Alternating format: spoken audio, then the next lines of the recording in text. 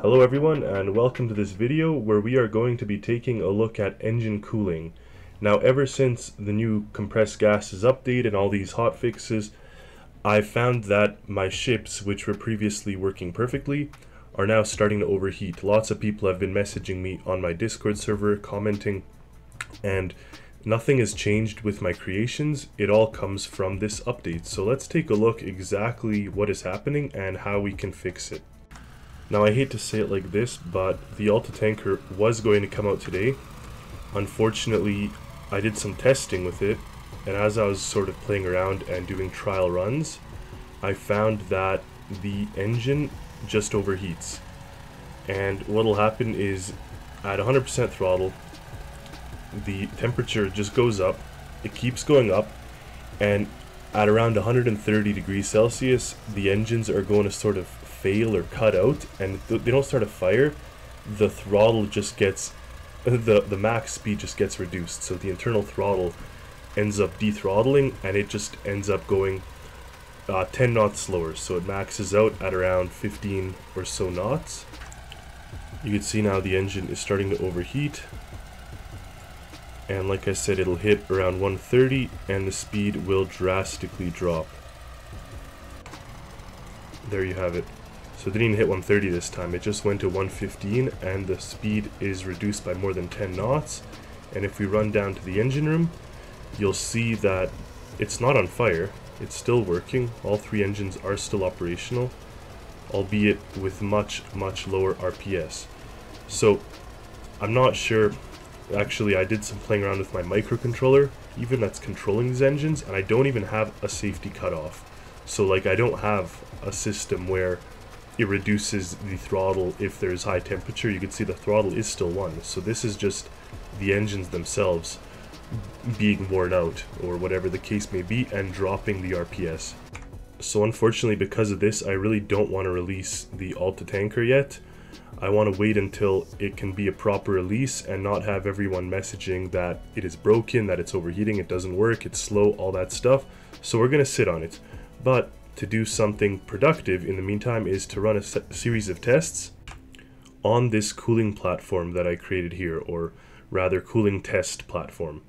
So what I did is I took a standard engine from all my ships. They all use the exact same sort of rat engine with the large engine component here, and this case right here is exactly what my ship, or all my ships, have. It's a simple large radiator, or 5x5 electric radiator, paired with the same microcontroller. They all have the exact same microcontrollers. And below us here is a fuel tank. So this case here is kind of our base case. And by base case, I mean a case that we are currently running.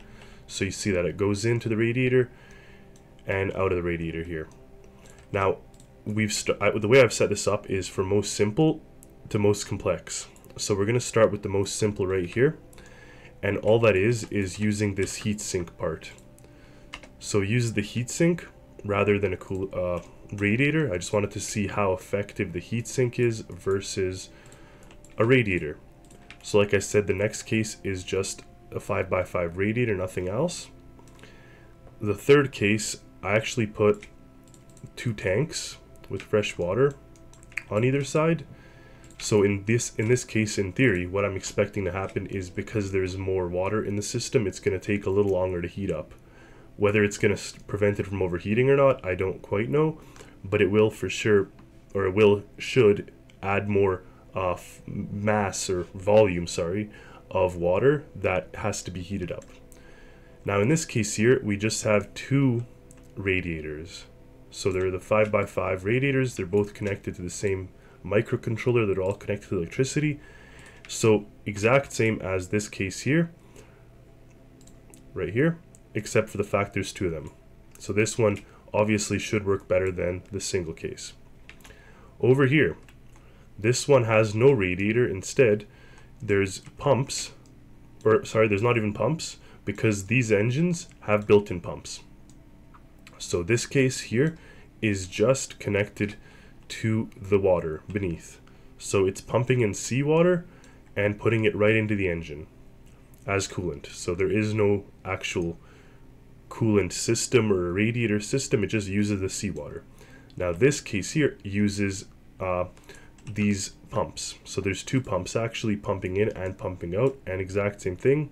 It goes down and into the water, but now we're pumping it in. So presumably it'll come in at a faster rate, except for the fact that maybe this rate is already maxed out. So maybe adding pumps is redundant, and we're going to find that out.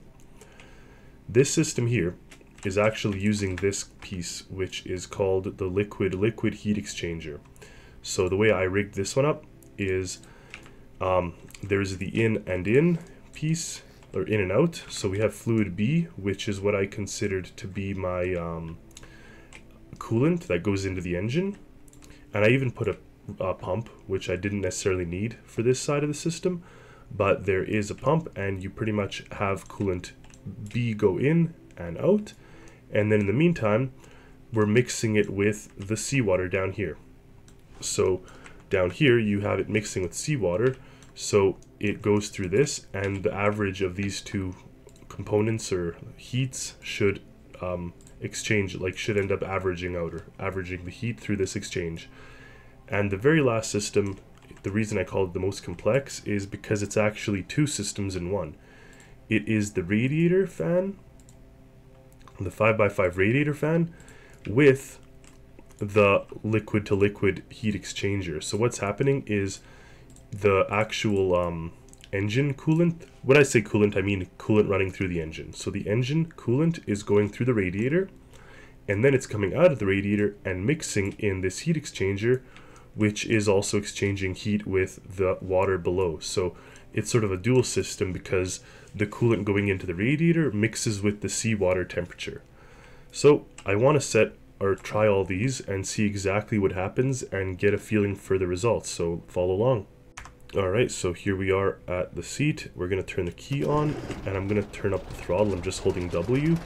You can see the top, which is the RPS, is all leveled out. So the RPS has nothing to do with my setting, which makes sense. All the settings are irrelevant for the RPS, but what is different is obviously the temperatures. So if you look here, you see that we're hitting around 70 for all of them. These are the first four. The second four, we're already at 80 here, and then this one's at 84. So actually these three or two that are mixing with the water below seem to be higher. This one's at 100 already. Now this last one, which uses the dual system, it's at 96, so it's a little slower. Over here we have a variety of different things. So over here, this is the hottest one, so that's the worst system, this heatsink. This is with 104 with the single system or whatever, and everything starts to explode. So we actually overheated all these engines. See, we're at 200 for some of them. So that's unfortunate. Now they're all toast, or most of them are toast, but that gave us a first preliminary look. I will say something that is strange is the fact that these engines didn't detune themselves or slow down like they did in the ship. The ship prevented the explosion because for some reason they actually turned down their capacity or their efficiency and ended up at a reduced rate, whereas here they just explode. But now what I did is I actually added indicator lights. The first row is when it reaches 90 degrees.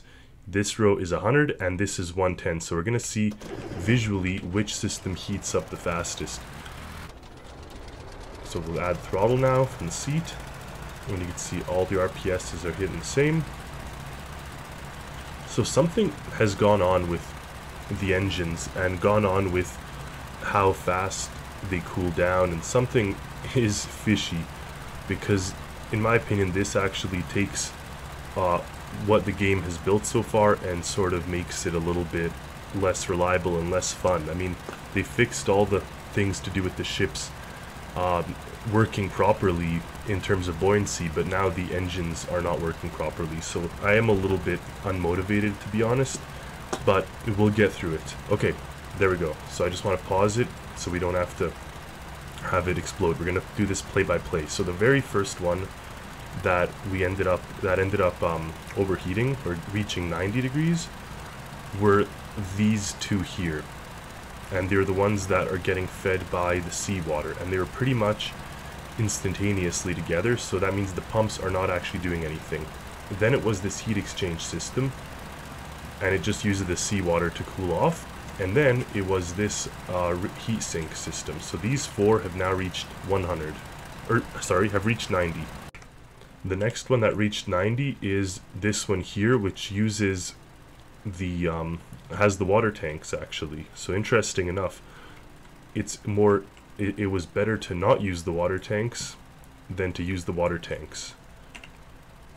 Alright, and that other one followed really shortly after, so the regular set case was right after there. And also, funny enough, our dual system is also reached 90, so that means the only one now that is not at 90 is the one with 2 radiators. And keep in mind, this system previously would work and they wouldn't reach 100 in any case. Previously I would never have these engines overheat in my ships, and yet now here they are. So as we go, now that one reached 90, and you see the sequence of heating up is identical. So it was these two here using the seawater, then this one, then the heat sink, then the one with the water tanks. And then if we keep waiting, so pretty much at the exact same time was the normal one, or the one with just a radiator, and the one with the radiator and the heat sink. So that means the heat, or not heat sink, sorry, the heat exchanger. So the heat exchanger in this case didn't add anything. So again, the only one left is the one with 2 radiators. Alright, the ones that are feeding off the seawater have just reached 110. Now the one with the heat exchanger reached 110, heat sink reached 110. Finally, the one with 2 radiators hits 100. So that one is much more efficient, you could see.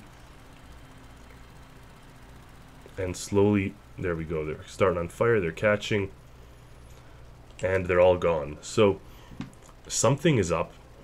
I urge and hope the developers will look into it, and I'm sure they will, but as of now, the best system to use is multiple radiators. Obviously, I can add more and do more tests with more radiators. Maybe it's going to compound itself. I imagine it would, and that would reduce the heat even more. But clearly, it does not like being at 100% throttle. Maybe that's something that developers want. So I'd love to see notes about this. If it is them not wanting to have extended periods of 100% throttle, then all of the ships that I've made have to be taken back to the drawing board, because that means the top speeds are no longer capable. It's no longer capable of the top speed at a long time. Now I did, just for your information, also test out my ships with reducing the throttle. So in the case of my tanker here, I actually tried reducing the speed, or reducing the throttle, to see when the engine would not overheat and at what point would it start to equalize. So unfortunately, I found that you have to turn down the speed by a significant amount, or turn down the throttle by a significant amount to actually make it not overheat at the same rate as it was if you just let it stay at a full open throttle. Okay, so we've hit 102. I'm gonna just turn it down slowly. Let's try 80. We'll see if we reach 104 with 80 or not, or if we just hold on that.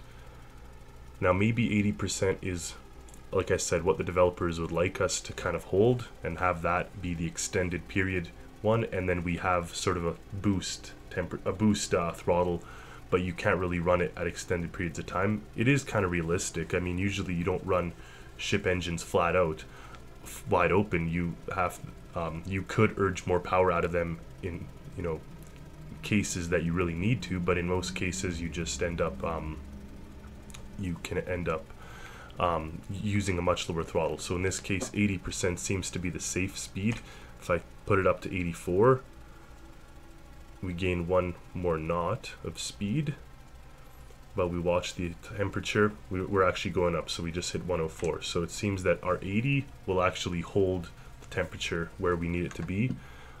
20 knots isn't awful. I mean, I might still release this creation now, but it definitely does put a little bit of a damper on my plan, because this ship was supposed to transport at around 25 knots, so 20 is less than the top speed that I would really like to see, to be honest. So regardless, thank you all for watching this video. We'll see what comes next, and as always, happy Stormworksing, everyone. Take care.